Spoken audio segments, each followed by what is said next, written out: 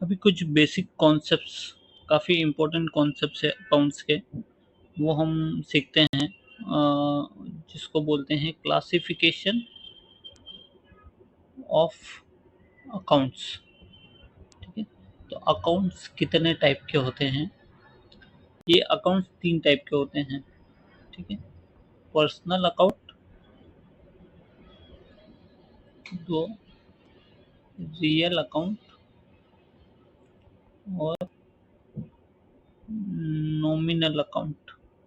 ठीक है, अब तीनों में क्या डिफरेंस है, ये काफ़ी ज़रूरी है, बहुत इम्पोर्टेंट है, क्योंकि ये तीनों ही अकाउंटिंग का बेस है।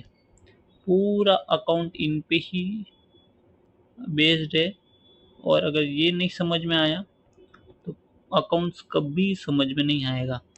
फिर ये अकाउंट समझने के बाद हम इनके गोल्डन रूल्स है वो भी सीखेंगे, और गोल्डन रूल्स के ऊपर ही पूरा अकाउंटिंग फोकस्ड होता है। ठीक है, तो पर्सनल अकाउंट क्या होता है? सबसे पहले तो जैसा नेम सजेस्ट करता है, ये पर्सन जो भी होते हैं, पर्सन्स, वो सब पर्सनल अकाउंट है।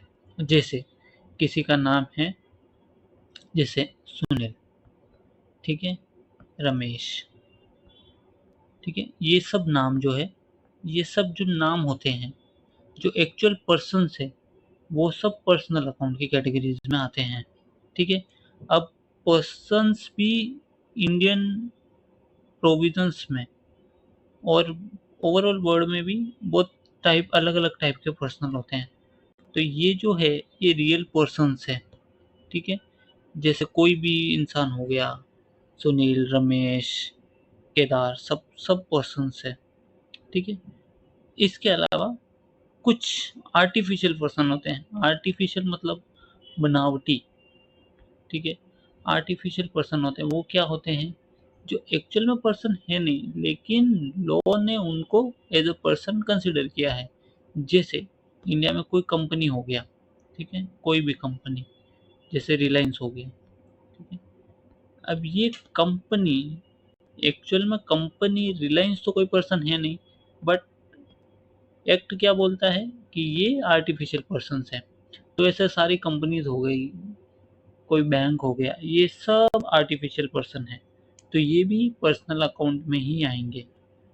ठीक है, तो किसी का नाम हो गया, या कोई कंपनीज हो गए, या कोई पार्टनरशिप फॉर्म हो गया, ये सब आर्टिफिशियल पर्सन हैं, इनको सेपरेट पर्सन माना है, तो ये सब पर्सनल अकाउंट हो गए।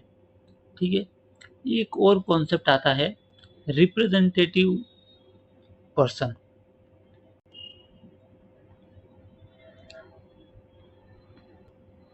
अब ये क्या होते हैं?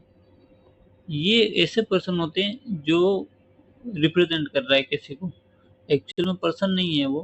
मैं एग्जांपल के थ्रू बताता हूँ रिप्रेजेंटेटिव पर्सन क्या होते हैं। ठीक है, तो जैसे सपोज करो, ये 2 पर्सन हैं, सुनील, रमेश। ठीक है, ये एक कंपनी में काम करते हैं, रिलायंस में ही समझो। ठीक है, दोनों का सैलरी सपोज करो, एक का 10,000, एक का 20,000। ठीक है, टोटल सैलरी कितना हो गया? 30,000। ठीक है, ये अभी रिलायंस को हर महीने देना है, एवरी मंथ। ठीक है, तो ये एवरी मंथ देना है, नेक्स्ट मंथ के कोई तो 1 तारीख को देते हैं ये। ठीक है, सपोज करो नेक्स्ट मंथ के 5 तारीख को ये सैलरी ट्रांसफ़र करते हैं। ठीक है, लेकिन अभी मंथ ख़त्म हो गया, तो अकाउंटिंग में इनको बुक करना पड़ता है खर्चा। तो खर्चा बुक करने के लिए क्या करेंगे, ये सैलरी अकाउंट को बुक करेंगे, लेकिन सामने किस किस बंदे को देना है, सैलरी देना है, टोटल कितना, 30,000। और ऐसे ये बंदे हैं 2, सुनील, राम, सब, दोनों का सैलरी हो गया। ठीक है, 30K। तो ये अकाउंट क्रिएट नहीं करके वो एक सैलरी आउटस्टैंडिंग अकाउंट बनाते हैं, सैलरी आउटस्टैंडिंग अकाउंट। अब ये क्या होता है, ये ग्रुप है एक। ठीक है, इसमें बहुत सारे एम्प्लॉय हो सकते हैं, अभी मैंने एग्जांपल में 2 दिया, सपोज करो रिलायंस के 10,000 एम्प्लॉयज है, तो वो सैलरी अकाउंट बनाएंगे एक, और हर बंदे का नाम नहीं लिख सकते। ठीक है, ऐसे बहुत सारे बंदे हैं उनके पास एम्प्लॉयज, तो वो एक कंबाइंड अकाउंट बनाते हैं, सैलरी आउटस्टैंडिंग अकाउंट। उसका वो एंट्री बुक्स में लगा देंगे। मतलब क्या हो गया, एक सैलरी को ये कर दिया उन्होंने, खर्चा बुक कर दिया, और एक अकाउंट क्रिएट कर दिया सैलरी आउटस्टैंडिंग अकाउंट। ये सैलरी आउटस्टैंडिंग अकाउंट किसको रिप्रेजेंट करता है? सारे एम्प्लॉइज को।